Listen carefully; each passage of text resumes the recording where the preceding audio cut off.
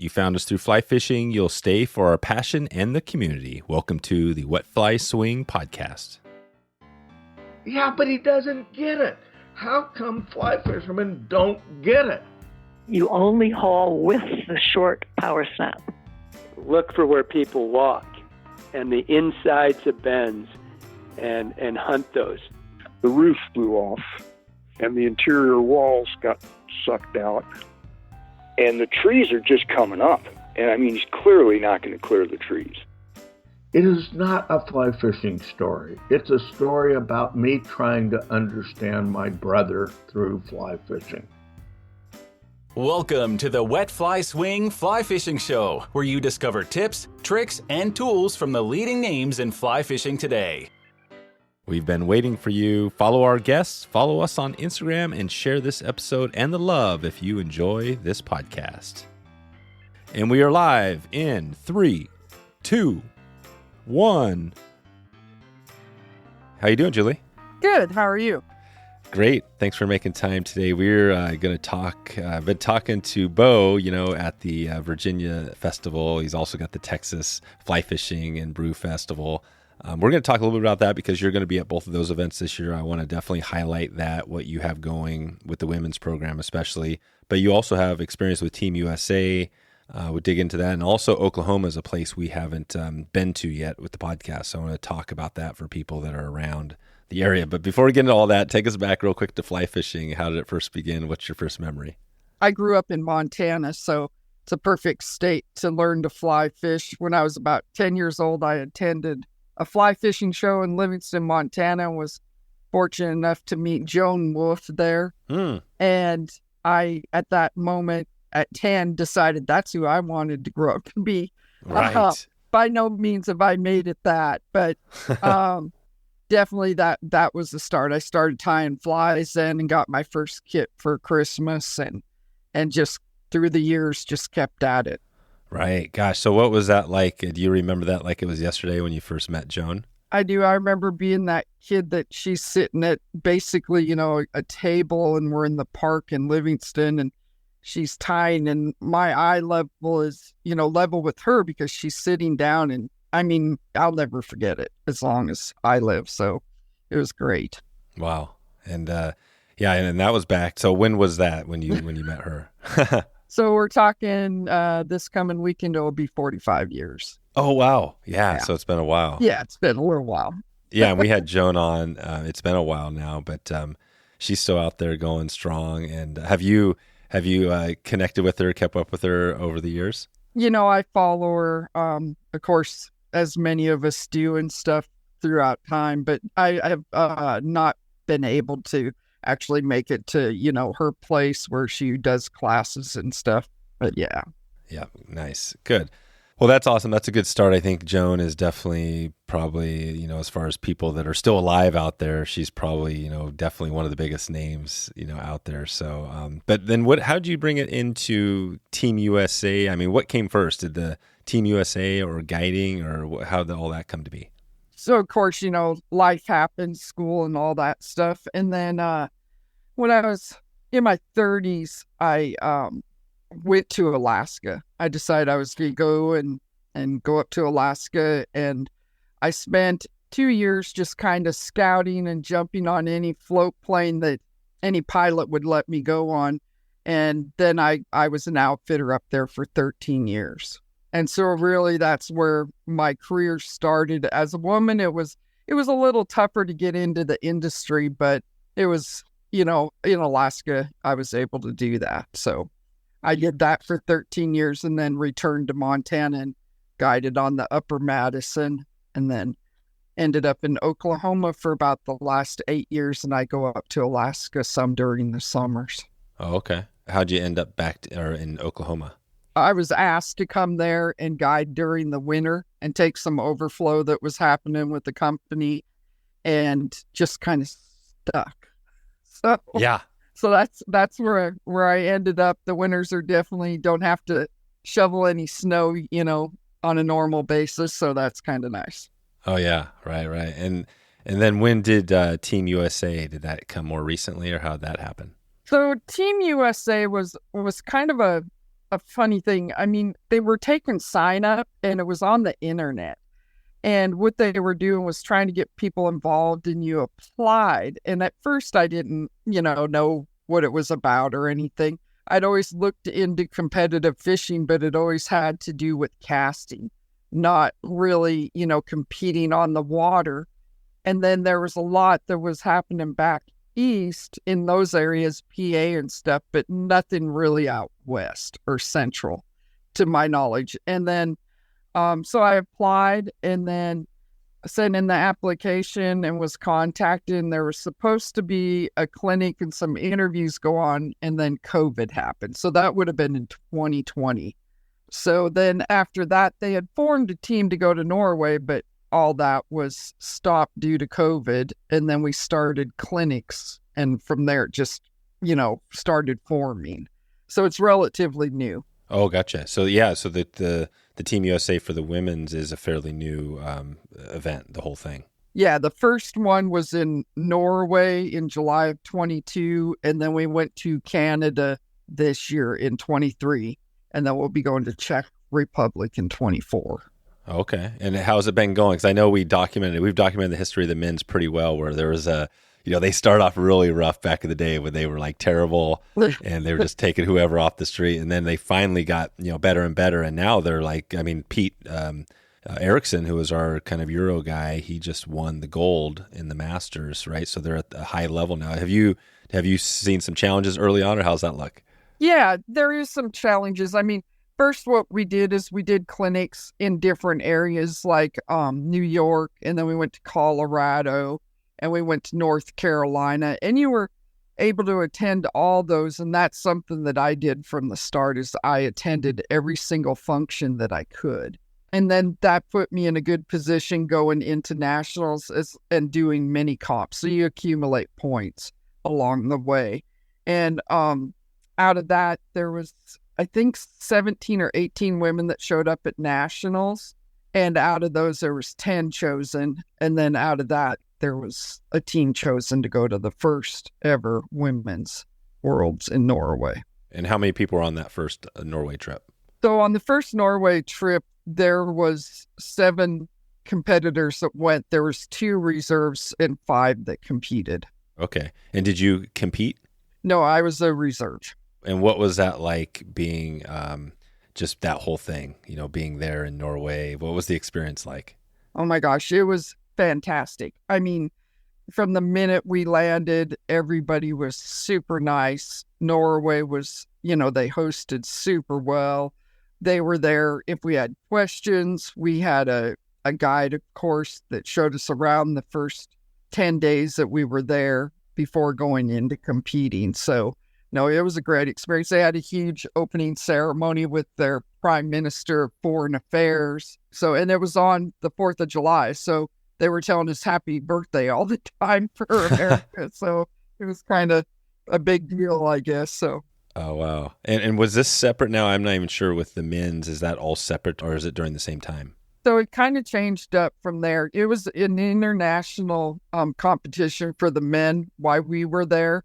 They try and have 2 functions during each world. To kind of fast forward, when we went to Canada, we were there with the men's masters. So it was the first time that we both medaled and were able to stand up on the podium together. So that was unique. Oh, right. Yeah. So let's take us there. So you were there when, so Pete, right, did take home the gold for the men's. Were you there for that? Yeah. So there was that. And then the whole men's team took the silver medal and the women's team took the bronze medal. Wow. So the women's took the bronze. And how was that different? So that experience in Canada versus your first one in Norway, was it with a lot of similarities, or how'd that look? No, it was a lot different. So in Norway, it was 4 rivers, 1 lake. And there, we had a team of 5 that competed on those waters. They did really, fantastic job. We missed it by 1 fish of getting the bronze medal, but we lost the medal to Norway. So, it was their country. So kind of okay with that, And then when we went to Canada, we changed up the team too. I was a competitor on that team. Not saying that that's what got us, the bronze medal. I'm not saying that at all, but the team, and it was 4 lakes and 1 river. So it was completely different, just like Czech Republic will be 2 lakes, 3 rivers. So it's always changing on what the venues are. Amazing. So there's a good mixture of lakes, of Stillwater, and we've done a lot of Stillwater recently because Phil Roy is like our Stillwater guru, so he's been doing a lot of stuff on the podcast. But what does that look like for you? Are you out there in Oklahoma doing kind of an equal amount Stillwater and rivers, or are you kind of focused on more of the rivers? No, I'm focused on rivers. Here in, Oklahoma, we're a little bit limited to our trout waters due to the environment. So the lower Mountain Fork there's 2 rivers in Oklahoma that actually have trout year round because the lakes are able to keep the water at a temperature that allows that. Oh, right. So you're fishing, basically, these are, the lower Mountain Fork is a tailwater? Yes, correct, from Broken Bow Lake. Okay. So, I mean, I'm just thinking, other areas that would be noted in Oklahoma. What are a couple other ones? Or is it really just there's just a couple of tailwaters that are really the ones you can hit throughout the year? Yeah, and that really is, I mean, during the winter, that opens up more. There's the Blue River, the Little Illinois. I mean, there's several other ones that you can go to. Gotcha. Okay. Well, I'll run down maybe a little bit later some questions on just other areas, but I wanted to hit on, just Oklahoma specifically, like you said, because we haven't dug into it yet. What does it look like when somebody's coming, to you and they're thinking, hey, they want to get out and do some fishing? What's the first step? What are you, as far as techniques, what are you doing over there? So, I mean, there's a lot of dry dropper that goes on, a lot of real tiny bugs, dry droppers effective year round. That's one thing about the lower Mountain Fork. You can be out there in February and seeing, mayflies flying around and caddis. It's just so bizarre coming from the western states that there's those continuous hatches. It's not that it's big hatches, but there's still a variety of bugs continuously coming off of that river. Right. Yeah. So that's it. I mean, because you're far enough different than Montana and some of those other places that are up north. You're not all the way down south, but you're pretty far in an area that's fairly warm throughout the year. Is that the case? Right. So we're located in the southeast corner of Oklahoma. So within, 15 minutes, you're in Arkansas, or you can be in Texas. So we're kind of right there in that area. Most of the time the temperature's 60, maybe 30 in the mornings, during the winter. So it's really no different than your spring and fall fishing in western states. And that's something, that I try to put out there a lot with people in the southern area, because they're thinking it's too cold, and it's really not. Gotcha. And the Mountain Fork, it's interesting just looking at it. You have, from a map, I guess I'm looking at Beavers Bend State Park, but you've got the lake. Is it the Broken Bow? Is that the lake? Is that the big lake that is created by the Mountain Fork? Or describe that, the overall, the water body, how water is moving in and out of that. Okay, so with the Broken Bow Lake, the lower Mountain Fork, upper Mountain Fork flows into it. And then at the dam is where the lower Mountain Fork is created. But with that being said, what comes out of the dam is called Spillway Creek. And that flows for maybe a mile or so, and then it hits basically a bluff wall, and that's where the lower Mountain Fork is formed on that end. Ever wondered where to find unparalleled fly fishing gear? In a world full of ordinary, Jackson Hole Fly Company stands out, merging innovation with affordability. They've redefined the online fly shop experience with their own line of high-quality rods, reels, accessories, and tools, not to mention over 1,000 hand-tied fly patterns. Discover fly fishing gear that doesn't compromise, impeccable quality, yet surprisingly affordable. Discover the magic of Jackson Hole Fly Company. And remember, every great story starts with a cast. Visit jacksonholeflycompany.com today.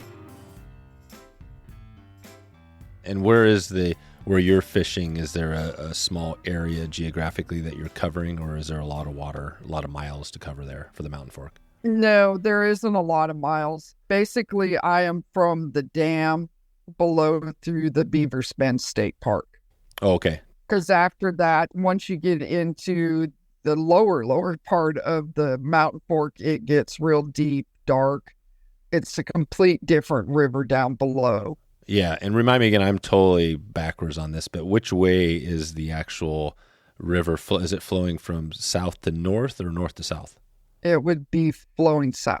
Yeah, it's flowing south. Okay, so it is. So it's flowing down in, out of the lake, and then out into Texas, essentially. Right. Yeah, and you're fishing the section between, like you said, between the Beaver Bend State Park and Texas, somewhere in there. No, I'm in Beavers Bend State Park. Oh yeah, you're in Beavers Bend. Okay. Yeah, and that's where the water's crystal clear. It's very wadable. There's, kind of flipping back to the team. It's a great place. The youth have practiced there for years too, in the past, just because there's so many different types of structure in that water. There's pocket water, there's long stretches, there's deep holes. So it's just a variety. I see. Gotcha. Okay, now I got my the geography situated here. So basically, yeah, it comes out of that and then eventually flows down. And does that tailwater eventually just get too warm down as you get towards Texas to hold fish? Is that kind of how it works? Yeah, and once you hit the Broken Bow area, there's a bridge that crosses 70 there, and that's where you start getting a lot of activities of kayakers, canoers, tubers, that type of thing. So that's more, and there's no real access down through that area. I see. Okay, so yeah, you got this area. So are you doing mostly kind of walk and wade in there? That is correct. Yeah, there's not anywhere to launch boats and be able to take in and out at certain points. There's a couple bridges that they put blocks in during the summer that hold water back for some of the activities within the park. Okay, cool. And how does that look when, just for folks, I think, you are nearby. Arkansas, there's plenty of famous rivers around that area that we've talked about. But how does that area compare, to other areas? Are people coming in there from mostly locally, or where are your clients coming in from to fish that water? Really anymore, they come from everywhere. Just the other day, I had people that flew in from Florida because they own a cabin up in that area. So, and it is a big hub for rentals of cabins. There's probably about 5,000 cabins in that area. And there's a huge casino going in now. The Choctaw are putting in a brand new casino. So there's all kinds of things going on in that area outside of just fishing, where it used to be a smaller fishing town, kind of. I see. Gotcha. Yeah. So there's plenty of people coming through. And then the fishing, talk about that. What are the species that you're targeting there? It's mainly rainbow. And then the second one would be brown trout. And we used to have some really great big fish in that river, and then we had a flood in 2016 that actually took out bridges, buildings, and all kinds of things, and that moved out some of the fish. But we're really coming back and starting to see some of those bigger browns again. Gotcha. Yes. And the browns, as far as fishing, is it similar to how you would be fishing a brown in Montana or somewhere up there, as far as what you're using and techniques? Yeah, your dry dropper, your nymphing, and then of course in the fall we're always wanting to streamer fish, for the browns and the rainbows for that matter. And that river is stocked on a regular basis with rainbows. The browns were stocked at one time, but we're starting to see a lot of those like in the 14, 15-inch range. And there's a natural reproduction of both species going on too. So we have natural reproduction on top of the stocking that happens. Oh yeah, right in that section, mostly the same area that you're fishing. Yes, yeah, and they get it's one of the few rivers that gets stocked, like I say, year round, every couple of weeks actually. Mm-hmm. And is the Broken Bow Lake, is that more recreation, or people fishing that too? No, it's both. It holds a lot of big bass, walleye, crappie. Those would probably be the top three species that are talked about a lot. And we do see occasionally some smallmouth in the river, in certain parts, and every once in a while catch a few crappie and stuff. So there are things besides just trout that do make it in the river, but it's not a plentiful type situation. Gotcha. And are there people fishing, fly fishing the lake? No, I haven't, heard a lot of that. There's always a few of us guides that go and mess around, but Sure. Yeah. It's not a destination yet. No, they have a lot of competition fishing as far as like bass fishing up on the lake. Right. This is cool. So yeah, so basically, yeah, Oklahoma's kind of a unique shaped state, right? It has the panhandle. And have you been all over Oklahoma, or have you been mostly spent time in that southeast corner? I've mostly spent time in just that southeast corner. I mean, I've traveled, of course, to a couple of the bigger cities a few times, but by no means am I fishing throughout the state. Yeah, gotcha. So you're basically during, like, when do you arrive in Oklahoma when do you get done with Alaska? Is that an annual thing? You go to Alaska, then come back after it cools down there? So Alaska's something that I just started last year, and then this year will be the first full season. I was there for 13 years, but I got asked to come back up there. I manage some land up there that has private fishing, and got asked to come up and help the new leasee start things up there. So, what part of Alaska was this in? It's Ketchikan, Southeast Alaska. Oh yeah, right. Yeah. Okay. So, and funny enough, it's called the White River. So, right.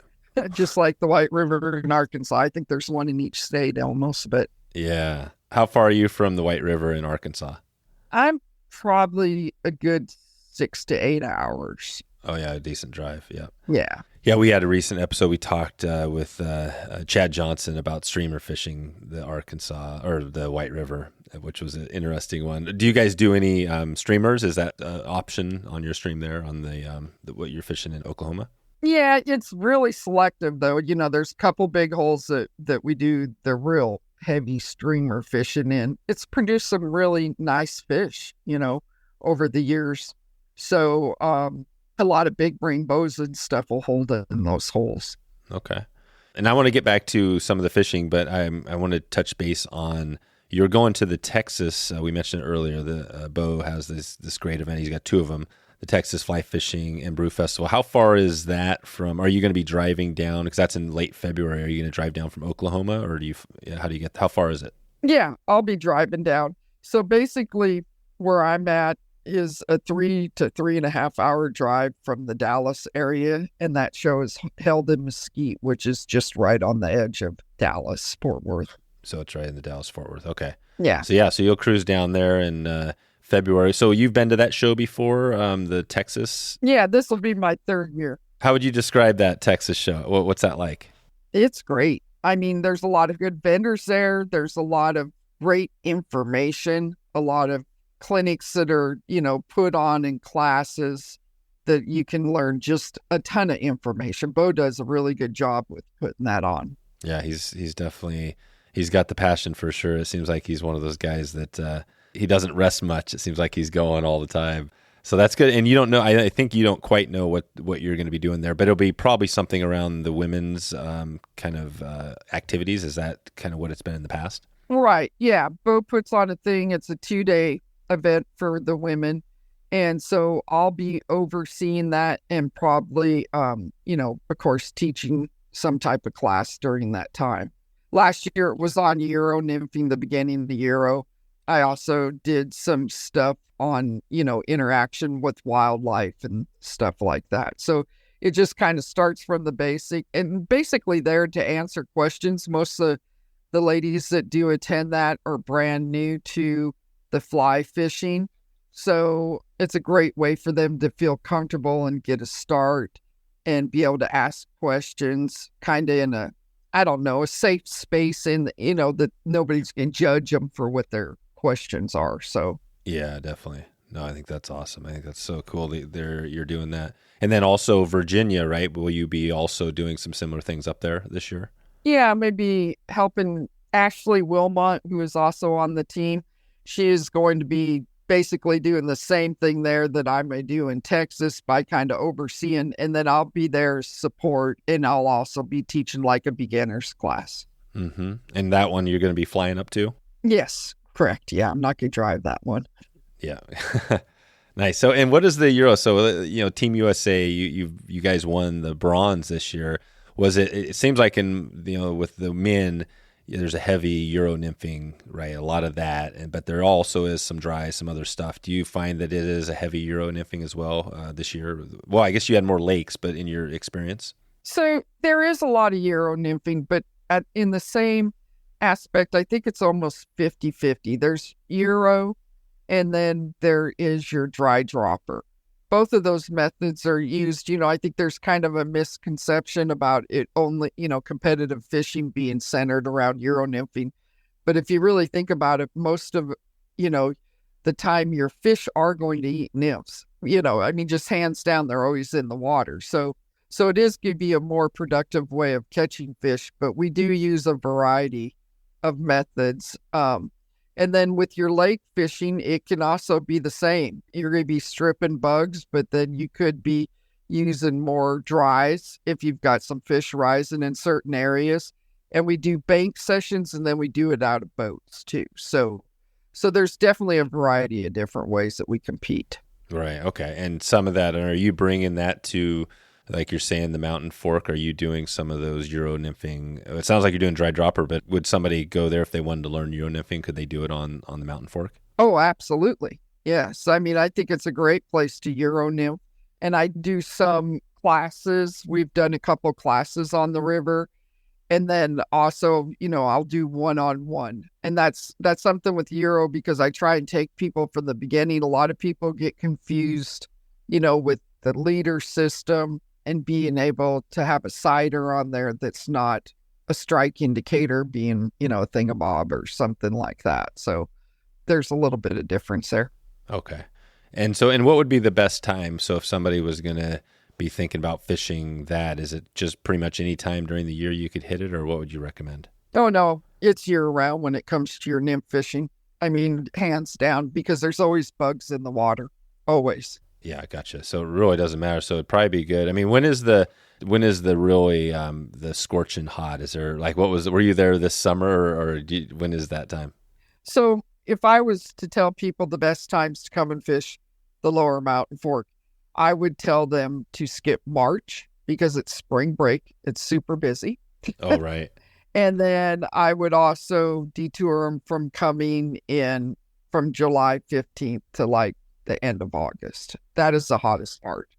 And I do tours during that time, but it's from 6 a.m. to 10 a.m. And then we're off the river. So that is kind of the way that I work that. I think it's tough on the fish.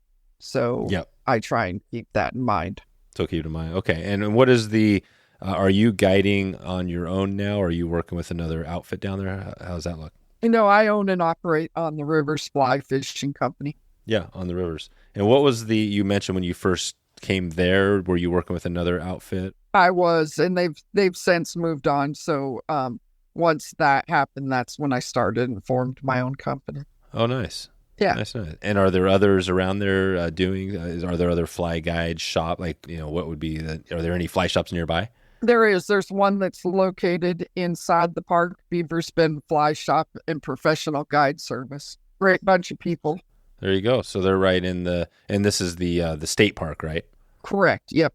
They're a vendor within the state park. Gotcha. Okay. So good. So there's definitely some resources there. What else should we know about that area if somebody was going to be coming through there or swinging by? I guess it looks like it's from where it's at. People could be even driving through, right? If they're on a trip, around the country from Texas, right? Yeah. Yeah. It's a scenic byway. During the fall, we get a lot of people coming through and looking at the leaves and the different thing there. You're catching the tip or the end of the mountains there, what they consider mountains for this area. And so there's that, and there's so many activities. If there's something that you want to try or do, you can go for a helicopter ride, you can go miniature golfing. There's a golf course there also that sits on the lake. There's just a variety of activities. There's something for everyone. That's awesome. And what's your activity? What do you, other than fly fishing, what are you doing in your off time? That's what I do is I fish and I tie flies. That's my activities. There you go. So that is your a full thing. Nice. Good. So I just wanted to kind of paint that picture of what it's like, if somebody's in the area. And like I said, we haven't talked Oklahoma. Even if you go up north, I know things change, but you're in that line of, we've talked about this before, the Oklahoma, Kansas, Nebraska. It's those places that aren't known as the meccas for fly fishing, right? It seems like it's right in. And on the other side, like, you got all the Western, and then you got Arkansas. What's going on in Oklahoma that makes it different than, say, Arkansas? Is it just not as many mountains, a little more arid, or is it more, I guess it sounds like it's more like Texas than it is like Arkansas, or how does that look? It's hard to describe. So if you've ever been in Oklahoma or like you said, Nebraska, you're kind of looking around, it's kind of flat land, and you're just driving along, and most of the rivers look like, kind of a brackish water or chocolate kind of, you can't see to the bottom. And then all of a sudden, it's kind of like you get in southeast Oklahoma, and all of a sudden you're in trees, you're in mountains. It drops about 10 degrees. The water's crystal clear. It's like not something that you thought you were going to run into. The unique thing about it is, too, you can be in Louisiana, Arkansas, Texas, Missouri, and you're within, anywhere from a 2 to a 6 hour drive from there. Oh, wow. That's so awesome. We see people from all over the place. Yeah, I see that. Yeah, you're right there. Yeah, you're literally within, like you said, minutes of Arkansas. I mean, Texas, Louisiana's right there, and then everything else. Then you can go up north, and really, you probably aren't even that far from going into the Great Lakes, right? You could probably even get there. It wouldn't be, a decent drive, but you could still get to, right, even Wisconsin if you wanted to. Yeah, I've done the drive from there to Montana. You're literally about 22 hours from Montana. And you're about 10 hours from Denver. So kind of just to give you approximate of what it's like. That is kind of cool about the geography again, because it is kind of mid, right? Really, it's the middle of the country. So you do have access to a lot of those Western and like New Mexico, right? And all that. Plus you got the East stuff you could hit. So really, if you're thinking about doing road tripping, you're probably in one of the best places, right? As opposed to somebody who's on the West Coast or East Coast. Right. Yeah. And we do see that, we get your select, trout bums is what I call them. They come through and they, are coming through on their way, going up to Wyoming or going to Colorado or somewhere. And that is one of the destinations that they stop and camp and fish. So. Yeah. Okay. So cool. Well, let's just go back to, the river fishing and just talk about anything else we want to describe here about the fishing. It sounds like it's fairly straightforward. Hatches, are you getting, it sounds like maybe the hatches are irregular. Are you getting hatches of mayflies and all these other species you hear about in the West? No. Well, we do. There's different, you got your PMDs, and then you've got your, bigger selection of mayflies. There's so many different species. So there is that. And then, we have a huge black caddis fly hatch that happens. We have the October. We even have a few stoneflies. So there is a variety of bugs that come off that river. That water temperature stays pretty decent.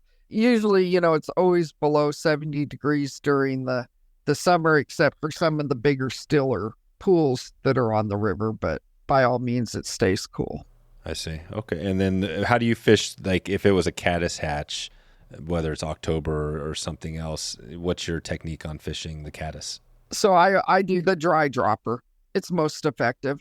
And then we do have grasshopper hatch too. So, we're always throwing a chubby out there too. So you never, all those different bugs are always on the water. Right. Okay. Yeah, no, this sounds great. I think you're shedding some light. And part of, like we said, this is where you're tucked in. You're near the forest, right? You're not really out in the middle of like what you might think of Kansas or Oklahoma, right? You're closer to some mountains, and that's what you're getting there. That's the influence. Yeah. No, it's all, pine trees and oaks and cypress, and you're surrounded by trees. Okay. And from that, I'm just going back to the competition on the rivers where you were at in Canada. Do you take something back from that to Oklahoma? Is a lot of the stuff you do up there or did up there for Canada work down in the waters there? Oh, absolutely. Some of those bugs cross over. Some of the techniques that, you learn through competing and watching other competitors from different countries. There's a lot of it that I've, put into practice on the river, and I feel that now my clients even catch more fish. So you're always learning. That's something about this sport, and that's what's kept me in it for 25 plus years now, is you're always learning. I learn from clients. I learn from other fishers that I've fished with. it's just a learning process. If you quit learning, it's, you're done. Today's episode is sponsored by FishHound Expeditions, who puts together remote Alaskan wilderness trips for that bucket list trip of a lifetime. And these aren't your typical lodge-style trips or DIYing it. This is basically floating down the river in remote Alaska with the rainbows, the bears, and all the critters out there, but getting the luxurious comforts of camping with tents and cots and good food and all that stuff. We've had Adam on in a number of episodes here, and actually just give away a big trip this year up to Alaska. So he's been doing some good stuff. Adam and the crew have done a great job. We were on a trip with them down on this remote section. We had the Northern Lights one night. We had beautiful floating down the river. We had whitewater, good food, big campfires, you name it. Got some nice big rainbows, got some coho. It was just an epic all-around trip, and it definitely was a trip of a lifetime. You can head over right now if you want to check this out, wetflyswing.com/fishhound, and check in with Adam and pick his brain to see what kind of trips they have on the list. I know they're filling up quick, so if you want to get in there for this next year, check out FishHound, FishHount, to connect with Adam and the crew over at FishHound. And you support this podcast by clicking through that link and checking in with the crew. Okay, back to the show. What has that been like for you, being in it so long now, looking back at, do you remember when it became a career and you're like, okay, this is it? Do you remember that moment? Oh, absolutely. Where was that when that happened, when you knew like this is it? It was in Alaska. It was just the excitement of watching other people catch fish, and sometimes their first time, and helping them accomplish goals that they wanted to do or dreams that they had, just come to Alaska and be able to fish. I mean, we were getting dropped off on waters that might see a couple people a year. I mean, I had 274 permits to different waters throughout Southeast Alaska. Wow. So it was exciting, and got to see a lot of things, and I contribute that to my clients wanting to go to different places. So it was just a lot of fun and excitement, and it's still that way for me. I get a lot of first timers that want to just learn to fish, and that's the unique thing about being on the lower mountain fork, is it enables you to teach a couple methods and be able to do it quickly and efficiently, that the people are able to catch fish. And so that helps, and they come back and they want to learn more. So you're always teaching different methods. And is it similar to the Alaska up there, the clients and the experience of guiding compared to where you are now? Or is it a lot different? It's different. I mean, of course, each waterway you go to or state, it's going to be different. I mean, most, people that go to Alaska have saved up all their life, or it's a one-time experience, where the lower mountain fork in the Oklahoma area, and even Montana, those are people that can return and come each year, or you build that clientele over time. Yeah. And did you say you were in Ketchikan in Alaska? Yes, that's correct. Mm-hmm. Oh yeah. So Ketchikan, and for those that don't know, Ketchikan is pretty far. I mean, it's southeast, right? You're way down south in Alaska. Right. So it's the weather and the climate there is more like the Seattle area. Yeah, exactly. Yeah, it's. I haven't been to Ketchikan, but I've been to like Prince Rupert, which is not too far as the crow flies. Right. Down. Right. Yeah, down there. Nice. So in this Ketchikan, is that the place that you went to many years, and then is that where you were at this last year? Yeah. Yep. I spent about 4 weeks up there this last year, and then this year I'll be going up there for about 2.5 months. Oh, 2.5. And what are the species that are really? What is Ketchikan known for? So you have a variety. Again, of course, there's the salmon run. That's a huge one for people that are wanting to go out fly fishing. Like the Chinook? There are some Chinook, but so you're not allowed to fish in Southeast Alaska in freshwater Four Kings. So we take in and fish definitely for the pinks, the coho, chum. Then you have your variety of trout. You have your Pacific native cutthroat, and then we have Dolly Varden, You have your rainbows. So those are the main species of trout that are in those waterways. And I'm talking stuff that you can drive to within the Ketchikan area. Because there's only 36 miles of road on that island. But if you put a road all the way around it, would be 1,200 miles long. Oh, yeah. Yeah, the whole island. Because Ketchikan is an island. Or is it an island? Yep, it is. Yeah. It's a big, giant.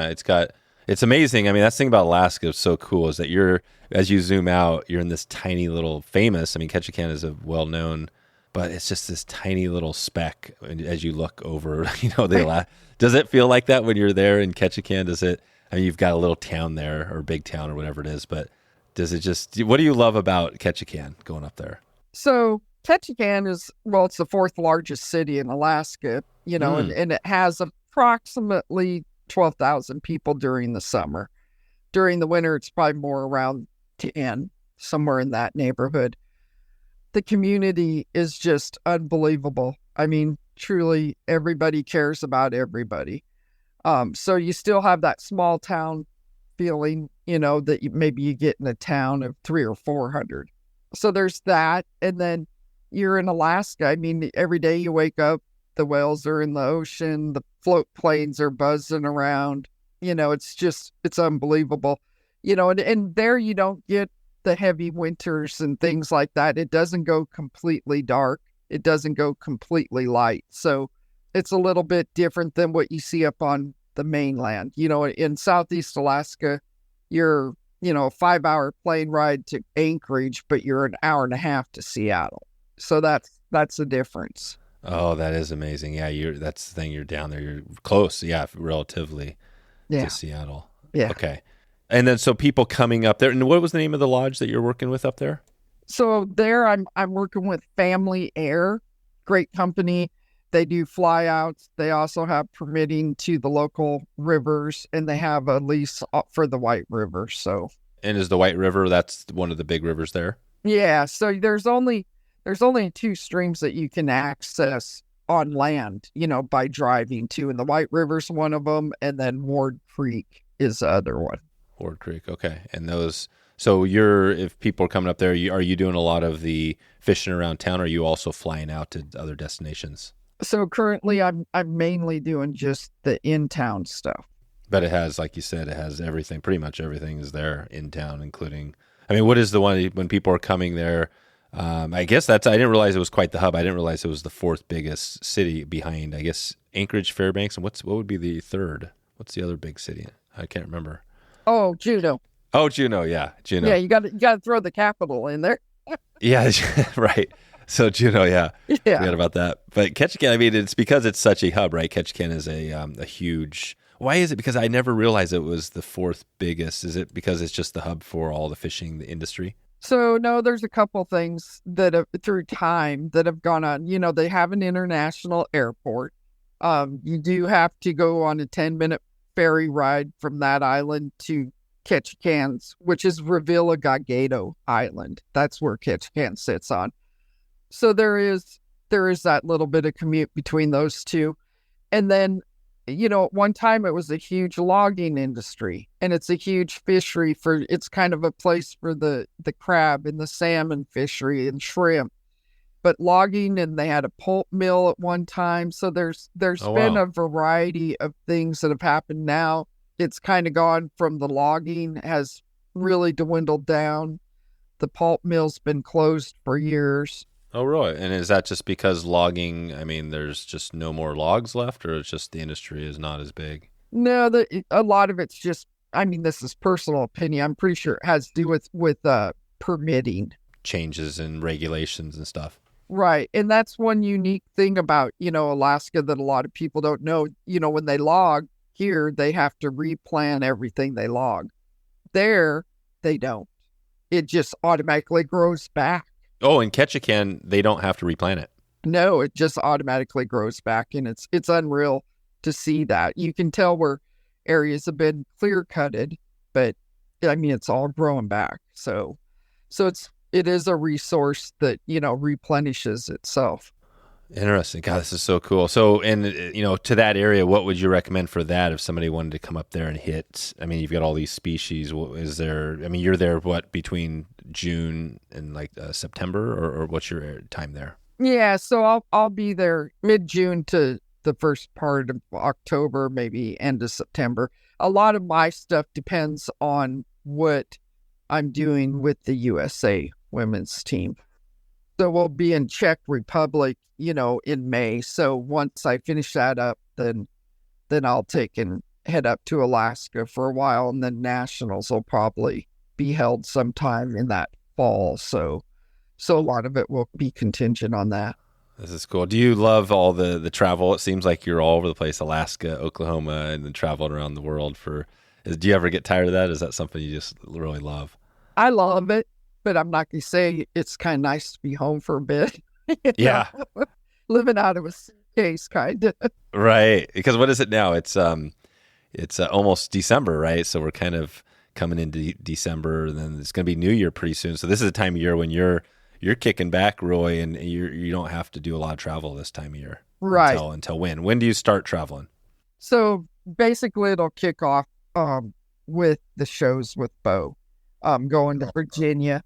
Unless a mini comp comes up, then, there's potential that I would fly somewhere and try and do a comp.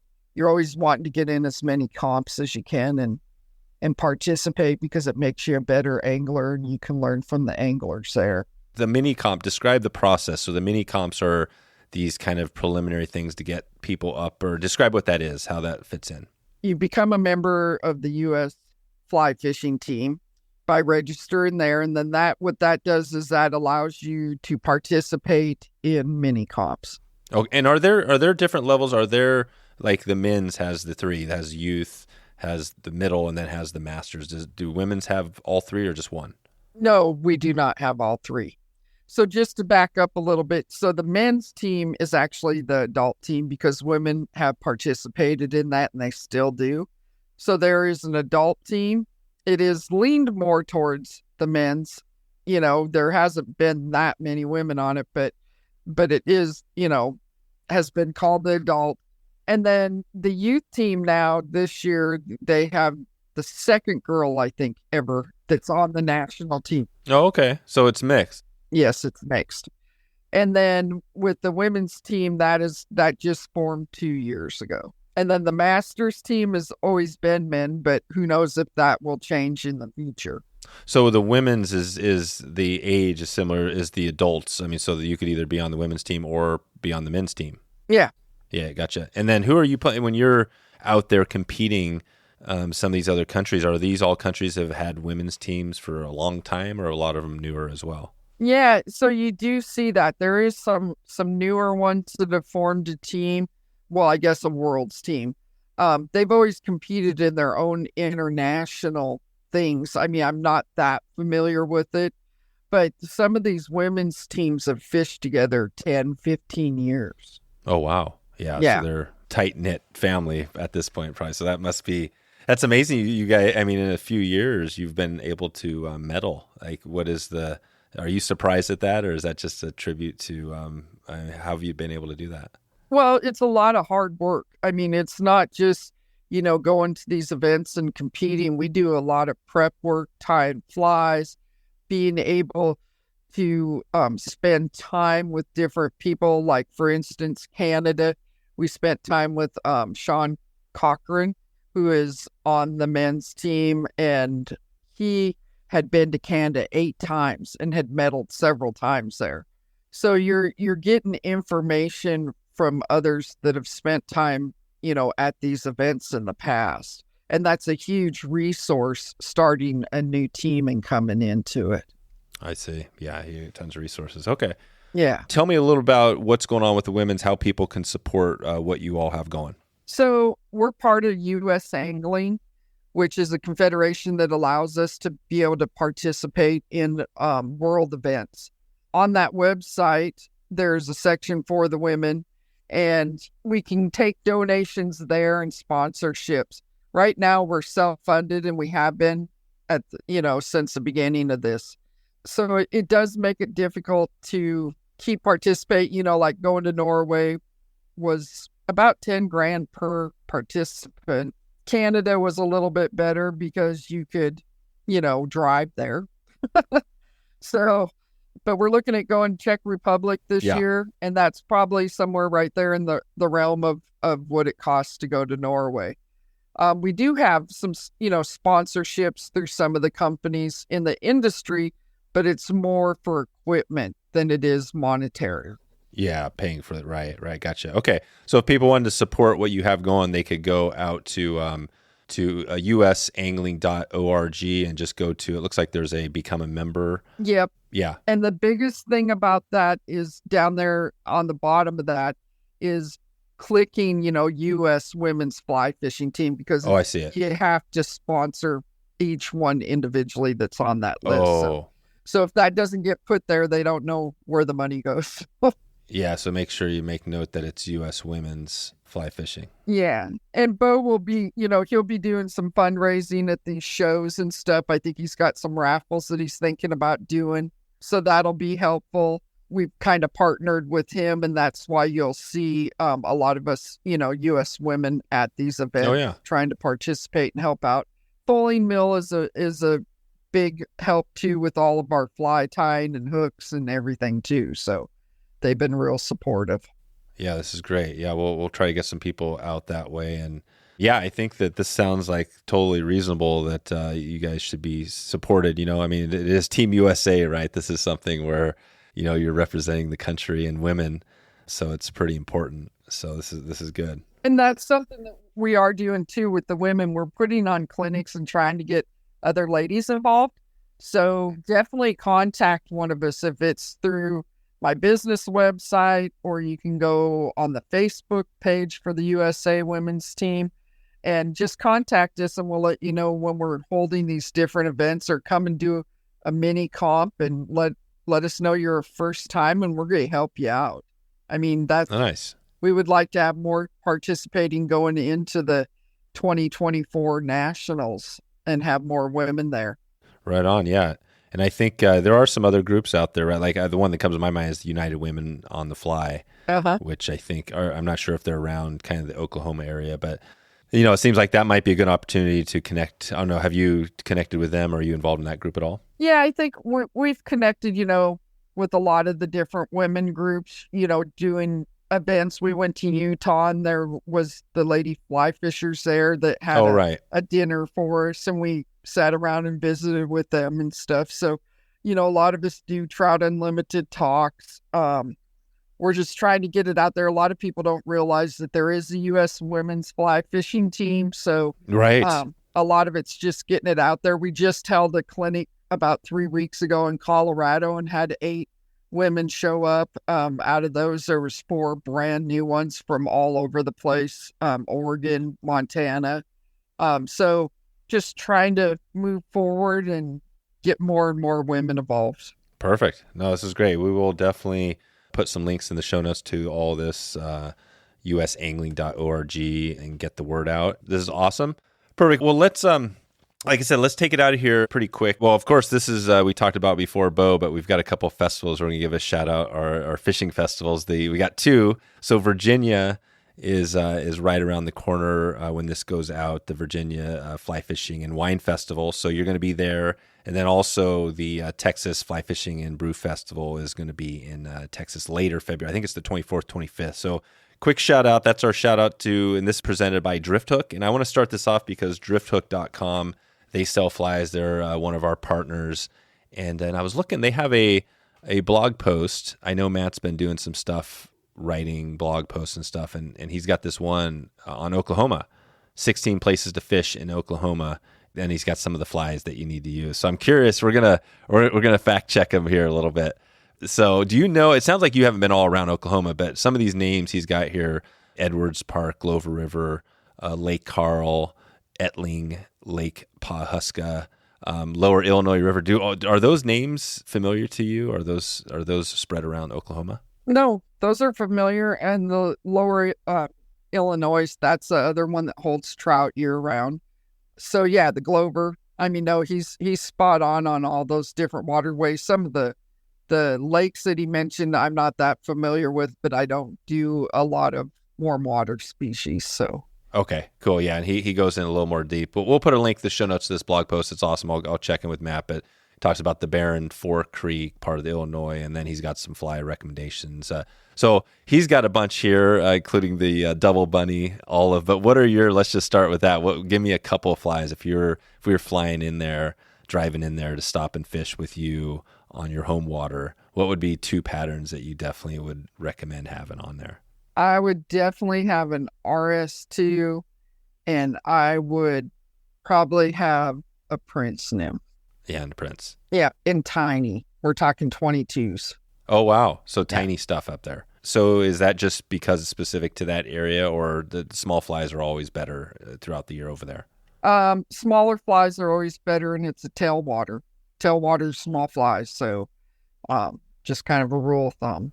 Okay. And is a zebra midge any good ever used out there? Yep, zebra midge. Mm-hmm. Gotcha. Okay. Crystal midge. I mean, I can go on different, tons of stuff. Yeah. Good. Well, I'll let Matt know. He'll be happy that he put together a solid blog post in here. But so let's do a couple other rapid fires as we get down here. So what is the rod you recommend coming up there fishing that? What's your typical weight length? 9'5" weight if you're just going to have a general rod, and then 10.5 foot 3 weight if you're going to Euro. Okay. And that's your Euro game. So you like the 10.5 foot, not the I don't know. I mean, what is the longer? Do they have some Euro rod, or people using 11 footers now or anything like that? Yeah. Some people use an 11 footer, but that river's not, I don't think it's big enough that you really need an 11 foot, but I guess, it's up to you. Okay. And what's your go-to? Do you have a rod brand that you use a lot of out there? I use a variety. TFO is the one that I use, mainly for 9'5" weights. And then I recommend for starting out and stuff, there's a Cortland nymph rod that I would recommend. And, I use Hardy. There's several different ones. Sure. Hardy. And what's your line? Do you have a specific line type or a brand? I use a lot of SA, Scientific Angler. Yeah, SA. Yeah, it seems like definitely there's a few line brands, all the big ones are just kind of knocking it out of the park with what they're, on. It seems like they've all got this dialed in now. Do you find that's the gear is not the big issue these days? It seems like. What is the biggest challenge to catching fish on your home water? If somebody's coming there, let's just say they're on their own, what is their biggest challenge? What would be your biggest tip for them today? I would tell them, a lot of people overlook some of that water, and you really need to fish it all.